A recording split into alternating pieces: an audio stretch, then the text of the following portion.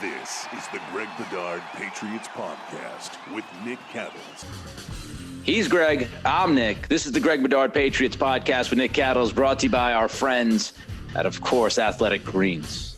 One-stop shopping, 75 high-quality vitamins to help you start your day right. We start at the quarterback position today. I was reading some of your notes, and I felt a familiar feeling as I was watching the game on Sunday, as you explained how you felt and described how you felt watching the game. So what you thought you saw on TV and live as well versus what you saw on the film, how'd you feel walking away about Mac Jones on Sunday? So this MetLife was one of these rare stadiums, away stadiums, where my antenna actually worked and I could watch the game, at least the TV broadcast on delay from the live game, which is good because you can see the play on the field and you can look down at the TV monitor and see what's going on. So I was able to do a little bit of both. So I felt I was better positioned in real time to sort of judge what was going on. And I got to tell you, my feeling watching the game live, watching on TV, the way I was viewing it is I did not think Mac Jones played well. I thought he was really sped up. I thought he was making poor decisions. I thought that I was cursing Bill Belichick a little bit for, see, this is why you should have played him for a full half against the Bears to get him up to speed for this, because this was a different challenge, this Jets defense altogether. The Bears defense is good. This one's really good. And I'm watching it. I'm just like, I just felt like he couldn't get control of what was going on, and he just couldn't settle down and string a bunch of plays together. And my feeling was that, there was a lot of pressure, but it was really Max should be doing better with this. And then the pick six happened. And regardless of the penalty, which it was a legit penalty, the penalty didn't factor into the play. And actually, Holly said something on TV last night that I agree with, that if the penalty doesn't happen in the course of the play, then it should be a dead ball foul. Like, the play's over, like, really. And I mean, technically it's not, but anyways, that's a whole different topic. But including the pick six, and I was just thinking, oh my God, are they going to pull him? All right, maybe one series in the third quarter, and then Bill goes to Zappy. I just think I thought at that point Mac Jones was way too sped up from the pressure, and this happens. This is a real thing. I know people want to think that I invent these things or what, but I'm telling you, after over 20 years of watching this, I'm telling you this is real. Too much pressure quarterbacks can't come back from. I don't care who the quarterback is. I don't care if it's Mahomes. I don't care if it's Brady. We've seen Brady. This game reminded me a lot of Tom Brady against the Bets, Rex Ryan's defenses. Different looks, pressure. He's seeing ghosts. He's ducking in the pocket. It reminded me a little bit of that in real time. And with the pick six, I was like, oh my God, I don't know where he's throwing that. To me, live watching it, it was like he just saw a figure and just threw it because he knew he was about to get hit again. And I was just like, he's toast. He can't come back from this pressure. So that's what I thought in real time. What did you think after watching the film? Did that change your thoughts and feelings? So, and this is why I watched the film. There's no sound. There's no announcers. You just get the above view, sort of sideways of the field. So you see the quote unquote all 22 players. And then you get behind. You see the offensive line basically just outside the tackle boxes. And the way I watch film, I've mentioned it before, but basically every play is a game unto itself. There are winners and losers. Like, first of all, was it a successful play for the Patriots? And if it was, who deserves the credit? Who made the play? Was it a really nice called play? Was it really nice blocked? Individual effort? What have you? If it's a bad play, then you go back to the crux of it. Who was at fault? And that's what I do. And then at the end of the day, I say, well, this guy did better than he was required on this play, and that's a plus. Or he didn't do his job and it led to a negative play, or not a good play or a play that could have been better if it wasn't for that player, and he gets a minus. So trust me, I went into watching the film thinking, all right, I think I'm going to have to bury Mac Jones. And that's what I thought after seeing it live. Then I watched the film. At the end of the first half, and with some of the context that the film delivered, including the fourth down fail and the pick six, I came away not only thinking that Mac Jones played really well in that game, I thought he played very well. I was very impressed with the job that he did in that game, considering all the circumstances at play. And, not only did I think, not only did I think I thought he played well, at the end of the day, I was like, the Patriots should feel lucky that they had Mac Jones as their quarterback in this game among sort of the young quarterbacks in this league, because I'm not sure how many others could have navigated through this game. Was it perfect? No. Did he take sacks that he didn't need to? Yes. Did he almost throw an interception a couple of times? Yes. One was really more of his fault. The late one in the fourth quarter over the middle, that was dumb. He knew it. He immediately hit his helmet. But on a lot of other plays, and I'm sure, we'll talk about them, I thought circumstances were at play, including on the humongous pick six play, because, look, let's face it, that could have been a huge sliding doors play for that team if that flag doesn't come out. Is Bailey Zappi put in? How well does he play? Does Mac Jones ever get his job back? We'll never know, because the officials correctly threw the flag, and the Patriots were able to get points out of that drive instead of being down 14-3 going into halftime. It was funny that you talk. 17-3. Yeah. It's funny that you talk about how you felt watching the game in the first half live, because, I felt like he was okay. I thought he was pretty good. I didn't think he was great watching it live. I thought he was good because of the third down situations, which we'll get into later on. But I mean, the Patriots were facing 3rd and 10 on average throughout the entire first half, and he somehow found ways to extend those drives. And I think those are plays that some people will overlook. I want to ask you about, though, 2 plays specifically. First, the 4th and 1. A lot of people thought he had Hunter Henry quick on that play. And if he gets rid of the football, hits Henry, it's a first down, they move the chains. What did you see on that play? I thought and again, I'm a layman watching it, I felt as if Mac wasn't totally sure that Henry was ready for the football, and he hadn't really made himself available yet when Mac had the opportunity to let it go. And some of it is, yes, you've got to kind of lead your receiver, but I felt watching it over and over that he might not have felt like Henry was ready and available. What'd you think on the 4th and 1? Great question. It was a key sort of play to me. And depending on the way you view it, you could look at what Mac Jones did on that play and be like, here's another example. He's a chicken with his head cut off. He sped up with the pressure. He didn't know what to do. So let's start with this on this play. I like the play from Matt Patricia.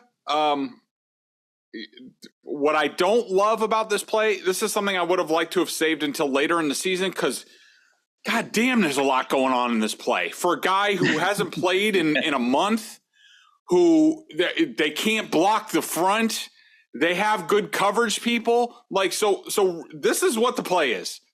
The play is a legitimate run pass option play. And he has the option to give the run, which he faked.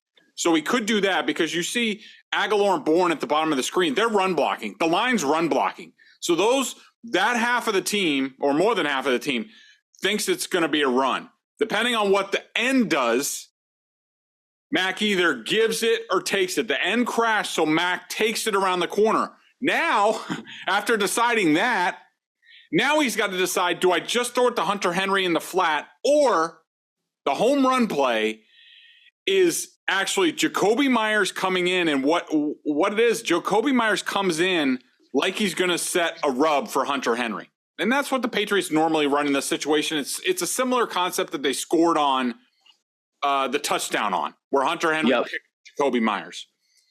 So not only does Mac Jones have to read the end and then pull it, and then he has to decide, all right, am I just going to naked bootleg and get the third down, which I think he had a thought of at first. But then the home run play is Jacoby Myers comes in to set the pick. If the Jets sort of get crunched and there's no safety over the top, I think, and I don't know this because I'm not in the room, but I think Jacoby Myers has the ability to fake the pick. It's just like in basketball. Sometimes they set the pick. Sometimes they fake the pick and then roll to the basket real quick. You see it with the Celtics all the time. I think Jacoby Myers had the option, if there was no safety over the top, which there wasn't, to fake the pick and roll and go deep, and it should have been a wide open touchdown. That's exactly what the Patriots got. Max saw it, was waiting for Jacoby Myers to roll, and he didn't. Instead, he spun around, and then Mac was like, oh, crap, now what do I do? Now I don't have Hunter Henry. Now I'm just getting rid of it. That was basically that play. And so, to me, it wasn't Mac's fault. If Jacoby Myers read that play correctly, in my opinion, and I'm telling you, it's not the gospel. I can tell you that much. But what I see on film, if he fakes the pick and rolls to the hoop, they have an alley-oop to Robert Williams. You know, it's great. You know, it's a great. They might even call that the Big Rob. I bet you they call that the Big Rob or something. It's a great breakdown for people to understand exactly all that goes into that play. And if you watch Mac is like waving Jacoby, like, no, go. Like he's like, go, Jacoby, go. Yeah. And Jacoby doesn't react quick enough. The second play I wanted to ask you about, and you've mentioned it, of course, because it was a huge play, momentum swinging play at the end of the first half, was the almost should have been, could have been, maybe could have been, because the flag was the flag. The pick six, was that a miscommunication between Jacoby and Mac? Because Mac looked like he was throwing kind of like the out route, and Jacoby looked like he was sitting in and settling for that little, for that pass. Was there a miscommunication between those two guys? What actually happened during that, could have been pick six? So I saw it as a miscommunication. I'm trying to find the play real quick, so maybe we can do a quick BSJ film room. I'm writing of just general area. Maybe I'll come to it. But anyway, so what happens is before the snap, the Jets show cover that they're going to be in cover 3. They have 2 deep safeties. They end up, I wish I could just find it, but God damn. Anyways, so basically what they do, and look, this plays on BSJ like 3 different times. I broke it down on Monday. It's also in my column that I posted today where I break down, I show you my work on why I thought Mac played well in the first half. So basically what happens is, the Patriots come out and the Jets look like they're in cover 2, okay? And they do play a lot of cover 2. After the snap, the Jets actually rotate into 3 high cover 3, but 3 high defensive backs. So it's very similar. If you remember the interception that Mac threw against the Bears, and I think Troy Aikman talked about it. The Bears showed 2 high safety. Then all of a sudden they rotated to a safety on 1/3, another safety in the middle, and then a cornerback rotated up top. So on this play, on Myers' side, the cornerback, the boundary cornerback, Myers is in the slot, and I think it's Thornton, could be Aguilar on the boundary. The boundary corner rotates into a safety position. So he's going to play over the top of Thornton there. On that play, if it's cover 3 like that, I think, and again, I'm just giving you my impression, my opinion on this play, that if it's cover 3, that means it's the Patriots term it middle of the field closed. If there's a safety in the middle of the field, then that determines the routes. If it's middle of the field open, then they run a different route. I think before the snap, and maybe Jacoby didn't track this during the play, he thought it was middle of the field open. And so he's basically just going to find a soft spot in the zone. Mac read it as middle of the field close, which I think calls for Jakobi Meyers to come up and go outside. Now, at the same time that Mac is looking for Meyers to go outside, Jakobi does an inside head fake. Mac thinks it's okay. Now he's going to go out. And basically, right. If he throws it to the sideline, Jakobi Meyers should be open. He should be able to turn the corner and he might get a block. He might even score. Right when Mac's ready to get rid of the ball, and it's like, all right, which way is Jakobi going to go? And he sees him lean left. He thinks, okay, he's going. So I'm going to throw it out there. Then all of a sudden he goes to throw and he sees Jakobi actually, that was a head fake. He's coming back inside. And now he's like, oh crap. Like it's too late to really do anything with the ball. And that's why it looks like it's thrown directly to the Jets defender. So in my opinion, I could be wrong. I thought that Mac Jones read the play correctly. Look, it still might have been picked off. The cornerback was in good position. He still could have undercut it. He could have read Mac. He could have done a pick six. But in my opinion, Jakobi Meyers read the coverage wrong, if the Patriots are still doing some of this stuff. And Mac Jones read it right, and that led to the pick six. So, maybe Bill Belichick, in terms of the way he talked about Mac Jones after the game, the way he talked to him on Monday after watching the film, maybe somebody told him that, or right after the play where it was just like Jakobi broke the wrong way. And so that's why he had some of the nice commentary. He said, I thought Mac played great after the game. So that's the way I saw that play. That's why I ask you those questions, and that's why you watch the film, because if you're watching the game live and you're especially on Twitter and you're scrolling through the Twitterverse, everybody's wondering, what the hell is Mac seeing? What the hell is he doing? The fourth down play, he has Hunter Henry, the pick six, that's inexcusable. How can you throw that pass? He threw it right to the Jets. And here we are telling you, this is why Greg watches the film and others watch the film, because when you watch the all 22, you figure out what Mac is looking at. And it doesn't mean that he's always excused. He makes mistakes like everybody else does. But those two big plays that everybody was talking about, Greg thinks, in his professional opinion, looking at the film, and especially I think you're right, the way Belichick spoke about Mac after the game and then yesterday, Mac, and I made it a point. Stacey James had already said last question on the last question, but I made it a point. I was like, I asked another question because I was like, he has to be asked about the pick six. And so I asked him, and Mac termed it a miscommunication. So that gives me further evidence. And on the TV copy, trust me, I was looking at the TV copy like everybody, like, what the hell is he doing? Who is he throwing at? And the thing is, the TV copy, they never showed an above angle. And you couldn't see the safeties on the play. So you weren't sure exactly what coverage the Jets were in. And that's why the film gives you the proper context.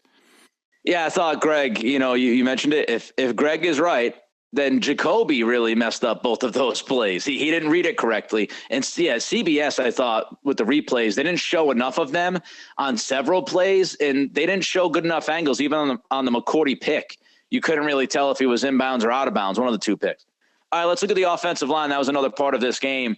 And the pressure. Some people thought Mac held on to the football too long. Some people thought the offensive line was trash. I thought it was a combination of both, depending on the play. But what did you see from the offensive line and that pressure they gave up consistently? It was atrocious. I mean, I had them giving up, I think it was 48.9% pressure. I mean, almost every other snap. Oh, man.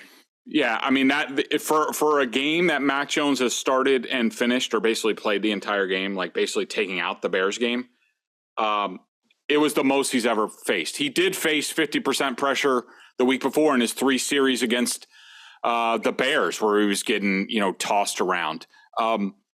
Look, you have to consider that in what you saw on Sunday, because trust me when I tell you, Tom, from watching Tom and going over the film, evaluating Tom, for pocket quarterbacks who aren't exactly comfortable, like moving around, like a Russell Wilson. Russell Wilson, like, created pressure. He just ran around and could do those things. Mahomes does the same things at times. Pocket quarterbacks, once you get into the 30s, especially the mid 30s, that's a little bit too much pressure. You're talking about like pipes could start to burst a little bit. Once you get over 40%, you're now talking about wins and losses being on the line. That if you can't blame, in my opinion, you're like, the guy didn't have a chance. What do you expect? That's why they lost the game. There were games like this for Brady. Like I said, some of the Jets games, those were a little bit more of coverage and causing Brady a bit confusion. This wasn't quite that. This was just the Patriots getting manhandled up front. They got completely manhandled, especially Cole Strange, the two right tackles, James Ferentz at times, even though overall he was decent in this game, not in a running game. He can't get any movement. He's just a smaller guy, but like not having David Andrews out there, you pair James Ferentz and Cole Strange together, and you're talking about two really undersized players for their positions in the NFL, and the Jets are just, they got some big, strong boys. And remember all the talk that, we had about like, hey, look, Cole Strange looks pretty good, but I worry about him as a rookie because he's a little light in the britches against some of the bigger defensive tackles. Well, that was this game, because there were times where the Jets were just taking them and being like, excuse me, young man, please get out of my way. I'm going to the quarterback to kill your quarterback. And that happened at times. It was untenable. So I thought you have to consider that. And, for those of you who want to live in fantasy land, who want to say that Bailey Zappi is calmer, he would have dealt with this better. Like maybe on a few plays he would have, but over the course of a game, I'm sorry, but Bailey Zappi would have been in the fetal position by the second quarter. Like, sucking his thumb, calling for mommy, because this was just ridiculous. And in addition to that, the Patriots, and this is some of the pressure was the Patriots invited it on themselves. And the reason I say that is because the Patriots basically went into this game with two choices to make. Do we go out of our way to protect Mac? But then we only have like two or three guys going out in the routes against a team that already covers really well.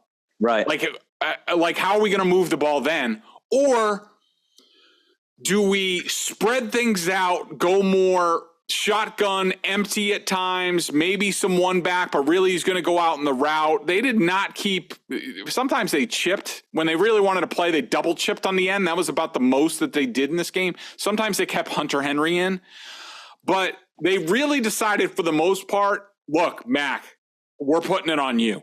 If we keep everybody in the block, you're not going to have anybody to cover to throw to. At least you have a chance to do it, and we're going to trust you to deal with the pressure and sort it out and get us to move the ball enough. And I think at the end of the day, I thought Mac Jones did really well that way, and that's why I say you're lucky to have him as your young quarterback as opposed to the guy on the other sideline, because there are not many young quarterbacks 20-plus games into their rookie second season that could deal with what the Patriots did him with the pressure that was generated and play winning football. There's really not that many.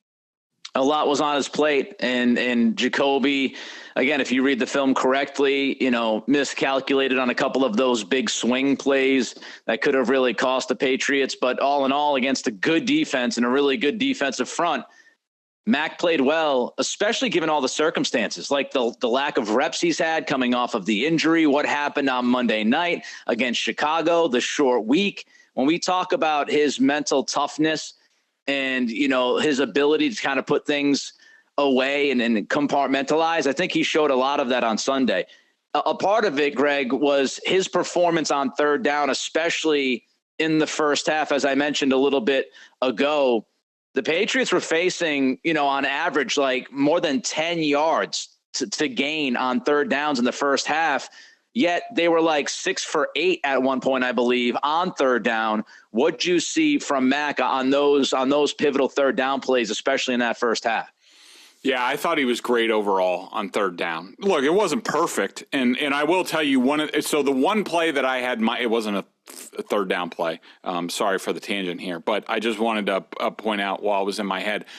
The one play that I did have Mac as a definite minus, and there are other plays that people could argue with. If you're a BSJ member, which this is why you pay the $40 for the whole entire year in all the Boston sports so you can know more than your buddies in terms of what's going on with the Patriots. The first throw to Devontae Parker on the slant, you can quibble with that. You can, you could say that's a minus. It could have been placed better. I still think the coverage was too good. The first and goal that they had where he took a sack, it was 3-point-something seconds. Mac has to get rid of the ball, in my opinion. Now, does he have a built-in excuse? Yeah. He had Hunter Henry one-on-one with, I think, Sauce Gardner, and Sauce Gardner basically hugged Hunter Henry all the way down the field. It should have been flagged. It wasn't. And so Mac was, he had one-on-one. Nobody was helping. He was just waiting for Hunter to break loose. So he kept waiting and waiting and waiting. And then it was too late. And when he did have something in the flat, really what he should have done was either go through with it and just throw it and hope that Hunter Henry dislodges at the last second, which he did. And if he puts it on, it's a touchdown. So I gave him a minus on that play. But third downs, I thought he was great. And I thought that's a big reason why watching it back, I was like, God, he's keeping plays alive. I mean, all of them were at least 3rd and 5. So 3rd and 10, one of his best throws, dime throw to Myers coming across the field where he's not open when Mac releases it. That's an elite NFL throw that Bailey Zappi does not make. I'm sorry, he doesn't. 3rd and 11, look, hat tip to Matt Patricia. Really nice call. Jacoby Myers coming on a little drag and then actually by design having Hunter Henry and Ramondre Stevenson block down for him so he can get around the corner for the 3rd down. Great design on that. 3rd and 5. Jones had a really good scramble. All his scrambles, I thought, were the right play. People weren't readily open, and he made plays. 3rd and 5. Stevenson, 3rd and 8. I didn't give Mac a plus for this. It was 22 yards, but Stevenson's runs the James White arrow route. Good call by everybody. Good execution by Stevenson. Another 3rd and 5. Good scramble. 3rd and 7. Another good Patricia call where Jonnu Smith catches a little check down and runs around the end for a very similar play to the other one. So I thought, yes, I completely agree with you, Nick. One of the reasons why I was more impressed watching it back and getting more context as far as Mac Jones's first half was how good he was on 3rd down. Because if they don't come through in a lot of those instances, it could have gotten ugly real quick. Before we get to the defense, let's talk Athletic Greens. Yes, we should actually do that. And I need to look for my copy for a second, but I have it. Yeah. Okay. I started taking AG1 because I wanted to make sure I was getting all the vitamin and nutritional supplements I needed in one place. Now I've been on it for like 4 months, and I love it. It doesn't taste like it's super healthy. It has kind of a mild tropical taste, a little minty, and I actually look forward to it each morning. So what is this stuff? With one delicious scoop of AG1, you're absorbing 75 high-quality vitamins, minerals, whole food source ingredients, probiotics, and adaptogens to help you start your day right. The special blend of ingredients supports your gut health, your nervous system, your immune system, your energy, recovery, focus, and aging, all the things you're looking for. I take it first thing in the morning. It's part of my routine, and I would be lost without it. I love how it contains less than 1 gram of sugar, no GMOs, no nasty chemicals or artificial anything while still tasting good. Right now, it's time to reclaim your health and arm your immune system with convenient daily nutrition. It's just 1 scoop and a cup of water every day. That's it. No need for a million different pills and supplements to look out for your health. To make it easy, Athletic Greens is going to give you a free 1-year supply of immune-supporting vitamin D and 5 free travel packs with your first purchase. All you have to do is visit athleticgreens.com/Bedard. Again, that's athleticgreens.com/Bedard to take ownership over your health and pick up the ultimate daily nutritional insurance. All right, well, when we watch this football game from the Patriots defensive standpoint, the question is, Greg, how much of it was the Patriots defense and how much was it Zach Wilson peeing down his leg? Equal parts. I think we talked coming into this was going to be a battle of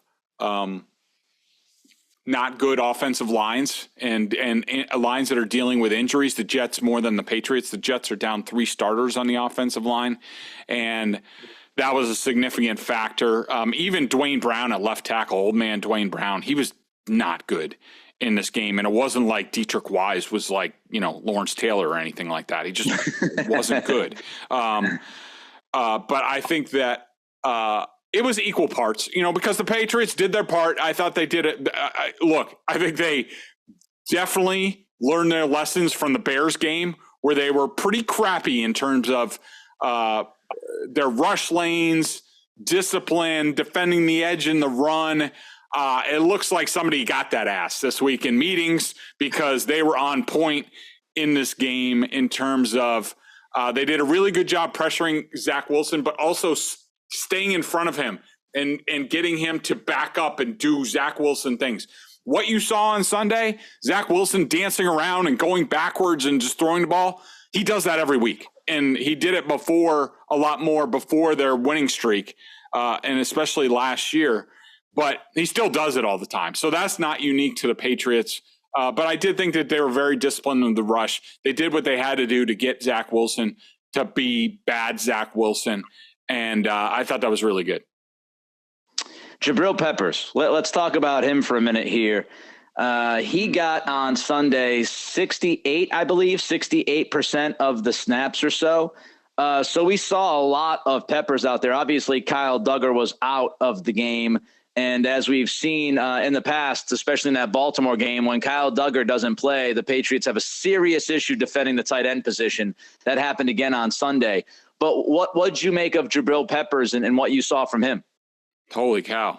I mean, my first reaction, like watching him on film, was, I don't know where the number 3 guy that was out there in training camp was, because that ain't him. Like, did they import somebody else? Is he on some souped up Athletic Greens or what? Because that dude was flying around the field and with superhuman strength and really fast and like explosive. And I was like, holy crap. And so I thought he was terrific in this game. And it wasn't just the defense. Now, it wasn't just the defense. I mean, he had a crushing one-on-one block on the final punt return. I mean, he basically suplexed the dude. Now, you know more about wrestling than I do. I don't know if that's the correct move. He also recovered the onside kick. And so, like, it was a Jabril Peppers game, and it was his world, and we were all living in it. Now, this is what I'll say about Jabril. Once Kyle Duggar comes back, I haven't figured it out yet, and I'm sure the coaches are trying to figure out, and they're a lot smarter than I am about this stuff. But, like, how do you fit both of those guys on the field, and what do they do? It's just tough because, like, Jabril definitely has a role on this team, but he's really small. And so, like, you'd love to say, all right, he's your sub linebacker. Like, and maybe you do that in 3rd and long in more instances, but the Patriots are bad enough right now in their zone defense as far as the linebackers and coverage. And, if you put a small safety out there, in addition to let the guy throw over the top of him even easier, I think that's a rough go. But it's a good tool to have in the chest for sure. He murdered that dude on the Marcus Jones punt return. He just obliterated him. When watching this game, what still keeps you up at night defensively? So the linebackers in zone coverage, the linebackers in coverage in general, and it's all of them. It's Bentley, it's Tavai, it's Raekwon McMillan, who again looked like a chicken with his head cut off. He only played 9 snaps, so when he was out there, he didn't know which way was up. Mac Wilson, at least they found him a role like spying Zach Wilson, where it limited the amount of damage he could do out there. But they're really bad in coverage. And, if they play a mobile quarterback, I'm sure a lot of people are like, why are they playing zone? Why are they doing this? When you play a mobile quarterback, you have to play more zone than you really want to. The Patriots are a man cover team. They still are. They still do it really well. But if you're facing like a Josh Allen or Justin Fields or Zach Wilson, if you play too much man, you turn your back. When you're playing man, you turn your back to the quarterback. And as soon as we've even seen Mac Jones do that sometimes, and he's not Justin Fields or anything like that. As soon as they turn their backs, you can run for 10, 15 yards. And so you have to play zone. You have to keep eyes on the quarterback so you can react to their movement. And the Patriots, when they play zone against mobile quarterbacks, they're not good in coverage. And so, that's an issue. I think the run defense is still an issue in terms of gap control and, coverage on the tight ends without Duggar out there